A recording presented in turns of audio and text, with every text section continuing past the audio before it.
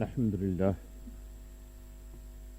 لله العلي الأكبر والصلاة والسلام على سيدنا ونبينا مولانا محمد النبي الأنور وعلى آله وأصحابه مصابيح الغرر وعلى أولياء طريقته وعلماء شريعته إلى يوم المحشر.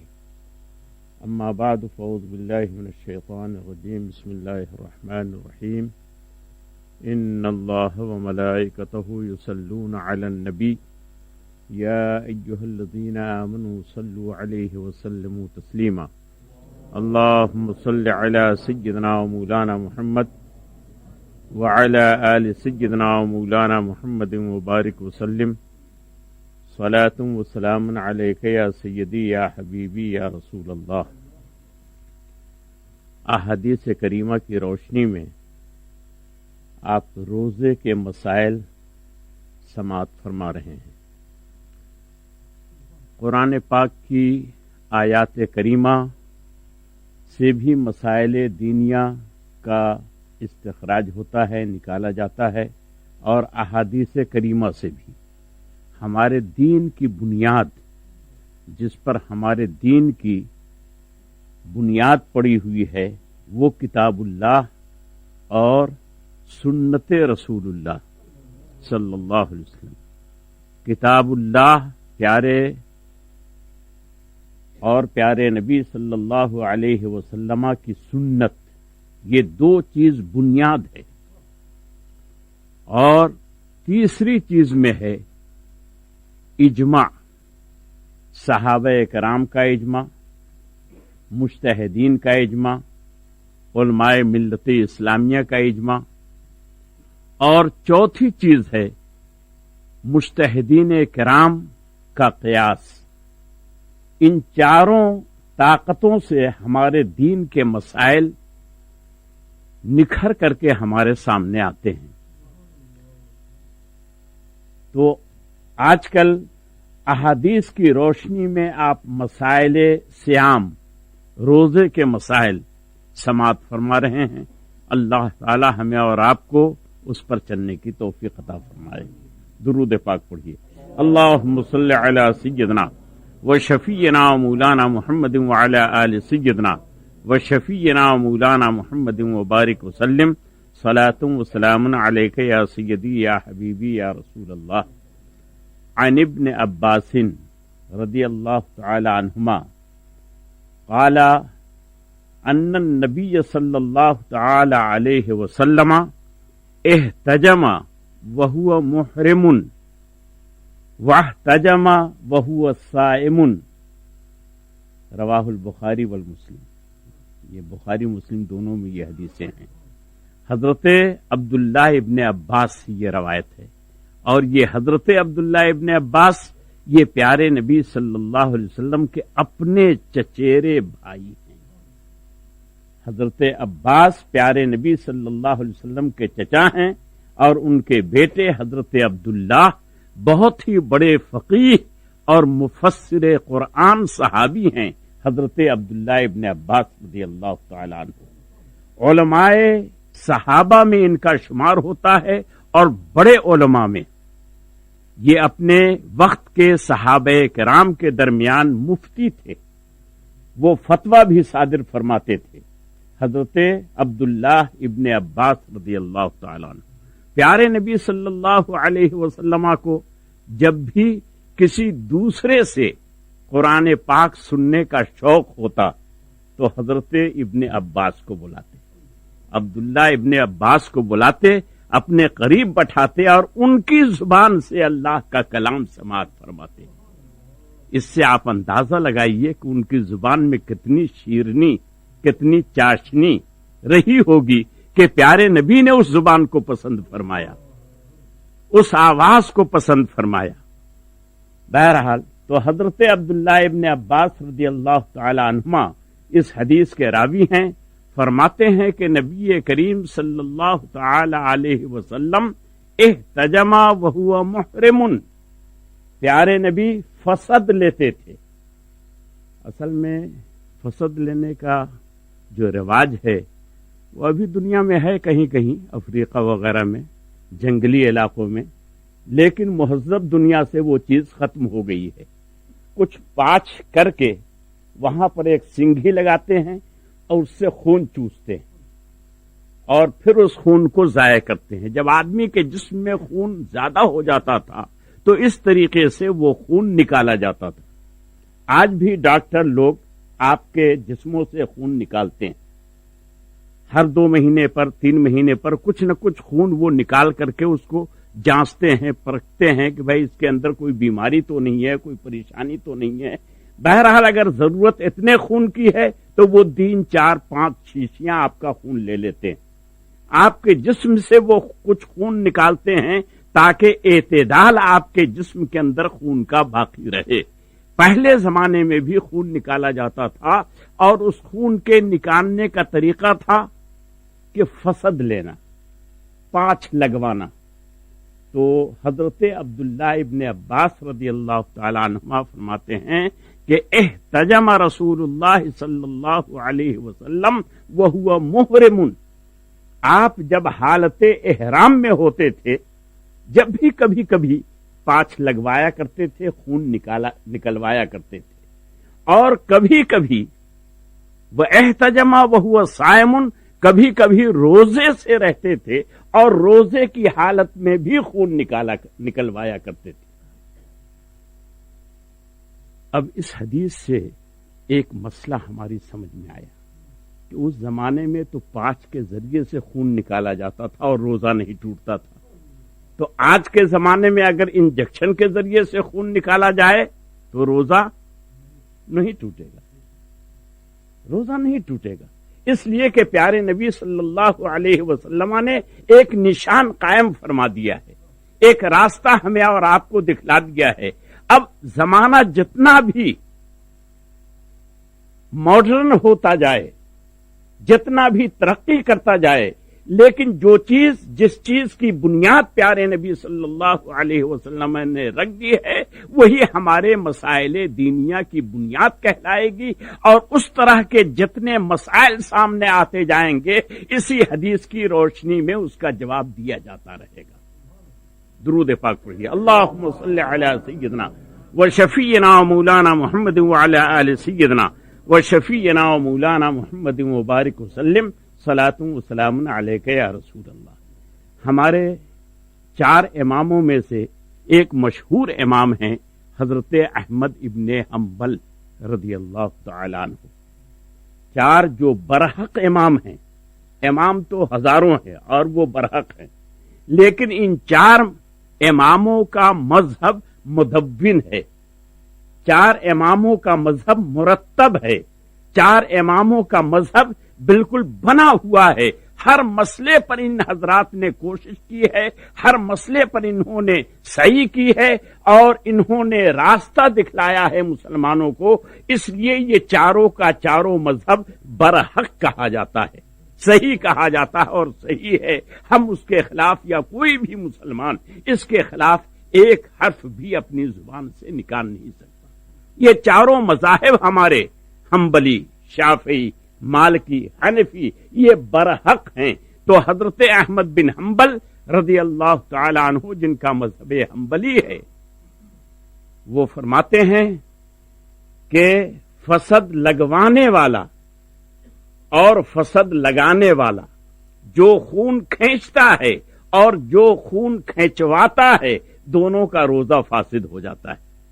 یہ ان کا اپنا مذہب ہے، لیکن یہ حدیث ہمارے امام اعظم ابو حنیفہ رضی اللہ تعالی عنہ کے مسئلے کی تائید کرتی، اس کی تصدیق کرتی ہے، اس کی تصدیق کرتی ہے کہ امام اعظم کا مسئلہ یہ ہے کہ نہ تو خون کھینچنے والے کا روزہ جائے گا اور نہ خون کھینچانے والے کا روزہ جائے گا، دونوں کا روزہ صحیح اور سالم رہے گا، اور اس حدیث سے یہی ثابت ہوتا ہے۔ گویا کہ ہمارا مذہب بالکل حدیث کے عین مطابق ہے، حدیث کے خلاف نہیں ہے۔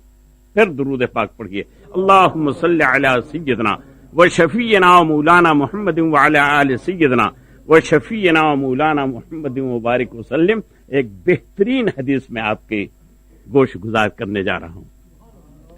عن ابی ہریرہ رضی اللہ تعالی عنہ قال قال رسول اللہ صلی اللہ علیہ وسلم من نسی وهو صائم فأكل او شرب فليتم صومه فإنما اطعمه اللہ تعالی وسقاہ او کما قال النبی صلی اللہ علیہ وسلم رواہ البخاری والمسلم۔ یہ حدیث پاک بھی بخاری اور مسلم کے اندر ہے۔ حضرت ابو ہریرہ اس حدیث کے راوی ہیں۔ پیارے نبی صلی اللہ علیہ وسلم ارشاد فرماتے ہیں من نسیا، جو روزے دار بھول گیا،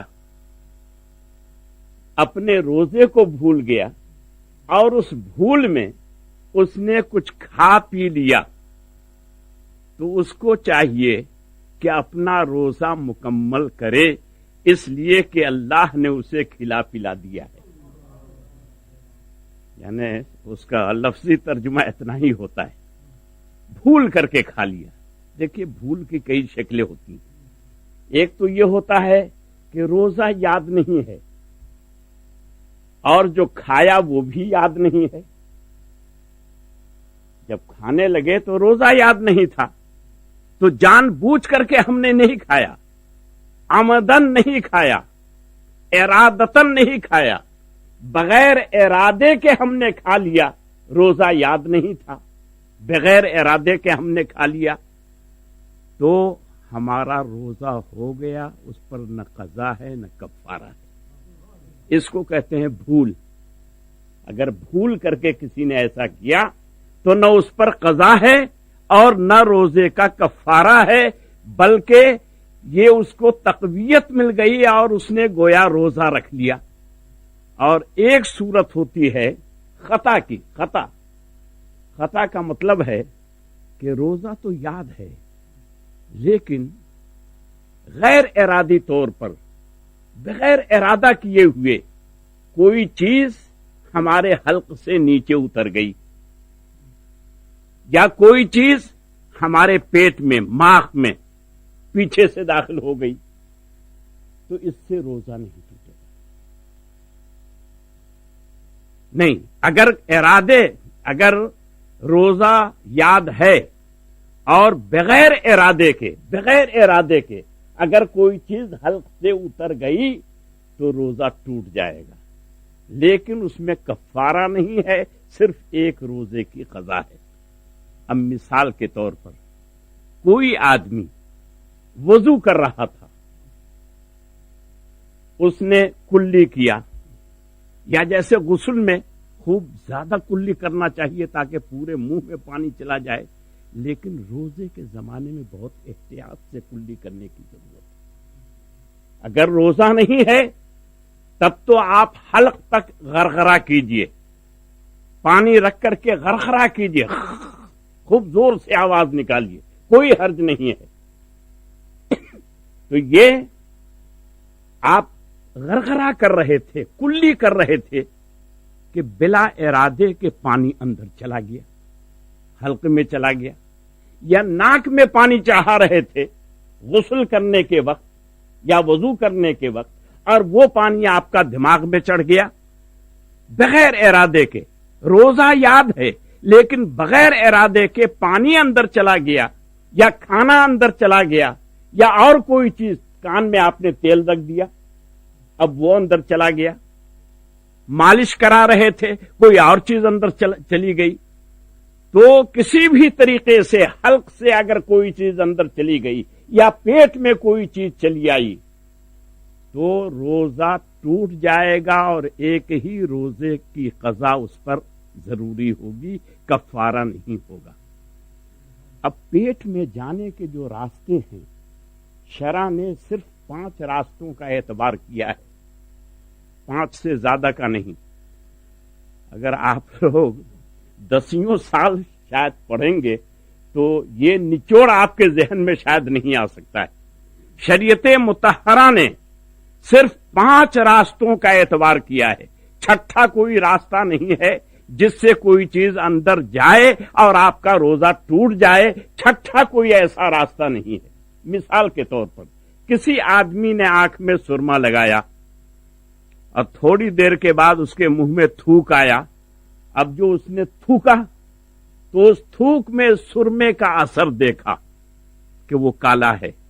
ایسا ہوتا ہے, ہم لوگوں کے تجربے سے بھی یہ بات گزری ہے. ایسا ہوتا ہے کہ تھوک میں سرمے کا اثر ظاہر ہوتا ہے, لیکن آنکھ کو چونکہ شریعت نے اندر جانے کا راستہ تسلیم نہیں کیا ہے, اس لیے اگر آنکھ کے ذریعے سے اس کا اثر اندر چلا جائے تو روزہ نہیں ٹوٹے گا.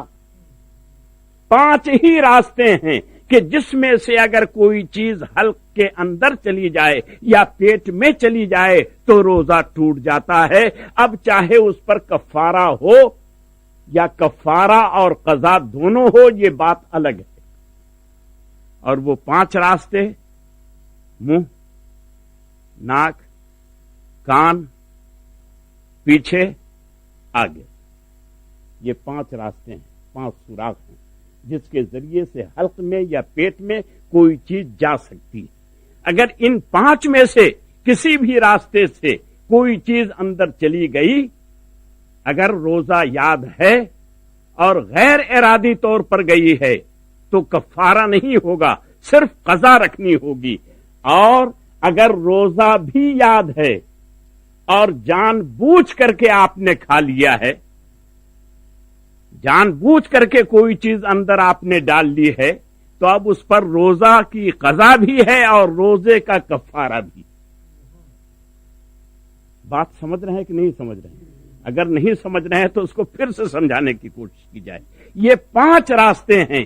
اگر ان راستوں سے کوئی چیز آپ کے حلق کے اندر جائے یا پیٹ کے اندر جائے, اگر ارادے سے جائے, جان بوجھ کر کے جائے, روزہ یاد ہے, تو آپ پر قضا بھی ہے, کفارہ بھی ہے. اور کفارہ آپ سن چکے ہیں کہ یا تو ایک غلام آزاد کرنا ہے, یا 60 دنوں کا روزہ لگاتار رکھنا ہے, یا 60 مسکینوں کو کھانا کھلانا ہے, اس کے علاوہ ایک روزہ قضا کا بھی رکھنا ہے.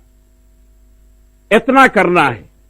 تو اللہ تبارک و تعالی ہمیں اور آپ کو احادیث کی روشنی میں بھی مسائل شریعہ کو سمجھنے کی توفیق عطا فرمائے. یہ حدیث پاک جو ابھی آپ نے سنی ہے, یہ بہت ہی انمول حدیث پاک ہے. یعنی اللہ تعالی غریبوں کو, کمزوروں کو کھلا بھی دیتا ہے اور اس کے روزے کو توڑتا بھی نہیں, روزہ اس کا برقرار رہتا ہے. اب اس جگہ ایک بات اور یاد رکھ لیجئے کہ اگر کوئی کمزور آدمی کھا رہا ہے روزے کے دن میں, آپ کے ساتھ اس نے افطاری کیا, آپ کے ساتھ اس نے سحری کھایا, سحری آپ کے ساتھ کھایا ہے, اور دن میں ظہر کے بعد آپ نے دیکھا کہ وہ صاحب بیٹھ کر کے کھا رہے ہیں, تو آپ کو تعجب ہوگا کہ اس نے سحری ہمارے ساتھ کیا ہے, یہ کھا کیوں رہا ہے, روزہ کیوں توڑ دیا؟ تو آپ کا دل چاہے گا کہ آپ اس کو ٹوکیں, آپ کا دل چاہے گا کہ آپ اس کو مسئلے بتلائیں کہ بھائی رمضان کے دن میں کھانا حرام ہے. لیکن اگر آپ نے اس کمزور آدمی کو مسئلہ بتلا دیا اس وقت, تو آپ خود گنہگار ہو گئے. وہ گنہگار نہیں ہوا, وہ تو چھوڑ دے گا کھانا, اب اس کا روزہ رہے گا, بحال رہے گا. لیکن آپ نے اس کا کھانا جو چھوڑوا دیا, حالانکہ وہ کمزور تھا, اگر وہ کھا لیتا, پی لیتا تو اس کو تقویت مل جاتی اور شام تک بہت ہی آزادی کے ساتھ, بہتری کے ساتھ اپنے روزے کو مکمل کر سکتا تھا. لیکن آپ نے اس میں رکاوٹ ڈال دی, تو مسئلہ بتلانے پر آپ کو گناہ ملے گا, آپ کے نام اعمال میں گناہ لکھا جائے گا, اس لیے کہ اللہ تعالیٰ نے تو اس کو چھوٹ دیا تھا, اللہ کے رسول نے اس کو رعایت دی تھی, چھوٹ دی تھی, لیکن آپ نے بیچ میں مفتی بن کر کے اس کے روزے کو اور زیادہ خراب کرنے کی کوشش کی. تو مسائل کا بتانا یقیناً ثواب ہے, لیکن ذرا سوچ سمجھ کر کے, حالات کو دیکھ کر کے, کس کو بتانا چاہیے, کس کو نہیں بتانا چاہیے, کب بتانا چاہیے, کب نہیں بتانا چاہیے. اب لوگ یہ کہتے ہیں یہ دیکھو بھائی مسئلہ پوچھا بتایا نہیں, لیکن حضرت سعدی رحمت اللہ علیہ فرماتے ہیں کبھی کبھی سچی بات جو ہے یہ آگ پیدا کر دیتی ہے, تو اس سے بھی آدمی کو پرہیز چاہیے, اس سے بھی آدمی کو رکنا چاہیے. مصلحت بھی وکار آساکن، مصلحت کو دیکھو کہ شرعی مصلحت کس میں ہے، اللہ کس سے راضی ہوتا ہے، رسول کس سے خوش ہوتے ہیں۔ اگر یہ بات تمہارے سامنے ہے تو جو مسئلہ بھی تم بتاؤ گے ٹھیک ہوگا، اور اگر تمہیں اللہ و رسول کی پرواہ نہیں ہے، صرف یہ پرواہ ہے کہ ہم مولوی ہیں، ہم مسئلہ جانتے ہیں، ہم بتا سکتے ہیں، تو یاد رکھیے کہ یہ چیز آپ کے لیے نقصان دہ ہے، مفید نہیں ہے۔ اللہ کے پیارے حبیب صلی اللہ علیہ وسلم فرماتے ہیں کہ جس نے بھول کر رمضان کے دنوں میں کھا لیا تو اس کو چاہیے کہ اپنا روزہ مکمل کرے۔ کیوں؟ اس لیے کہ اس کو اللہ نے کھلایا ہے، اللہ نے اس کو پلایا ہے، اور جب اللہ نے کھلایا پلایا تو اس کا روزہ ٹوٹا نہیں۔ جس کو اللہ کھلاتا پلاتا ہے اس کا روزہ نہیں ٹوٹتا ہے۔ تو اللہ تعالیٰ ہمیں اور آپ کو صحیح روزہ رکھنے کی توفیق عطا فرمائے۔ وصلی اللہ تعالی علی خیر خلقہ سیدنا و مولانا محمد وعلی آلہ واصحابہ اجمعین برحمتک یا ارحم الراحمین۔